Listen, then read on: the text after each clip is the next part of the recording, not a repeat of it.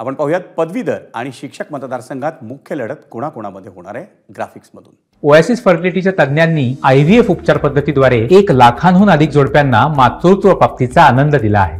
मोफत appointment book करण्यासाठी आजच संपर्क साधा। कोकण पदवीधर मध्ये भाजपचे निरंजन डावखरे, काँग्रेसचे रमेश कीर, ठाकरेंच्या शिवसेनेचे किशोर जैन, शरद पवारांच्या राष्ट्रवादीचे अमित सरैया आणि शिंदेंच्या शिवसेनेचे संजय मोरे हे मैदानात होते।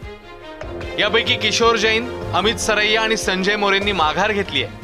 त्यामुळे आता प्रमुख लढत होणार आहे ती भाजपचे निरंजन डावखरे आणि काँग्रेसचे रमेश कीर यांच्यामध्ये। मुंबई पदवीधर मध्ये मुख्य लढत आहे ती भाजपचे किरण शेलार आणि ठाकरेंच्या शिवसेनेचे अनिल परब यांच्यात। मुंबई शिक्षक मतदारसंघामध्ये भाजपचे शिवनाथ दराडे, ठाकरेंच्या शिवसेनेचे जमो अभ्यंकर, अजित पवारांच्या राष्ट्रवादीचे शिवाजीराव नलावडे, शिक्षक भारतीचे सुभाष मोरे, भाजपचे अनिल बोरनारे, काँग्रेसचे प्रकाश सोनावणे हे मैदानात होते। यापैकी अनिल बोरनारे आणि प्रकाश सोनावणेंनी माघार घेतली आहे। त्यामुळे आता मुख्य लढत होणार आहे ती शिवनाथ दराडे, जमो अभ्यंकर, शिवाजीराव नलावडे आणि सुभाष मोरे यांच्यामध्ये। नाशिक शिक्षक मतदारसंघातली लढाई संदीप गुळवे, किशोर दराडे, महेंद्र भावसार, दिलीप पाटील आणि धनराज विस्पुते या 5 उमेदवारांमध्ये होती।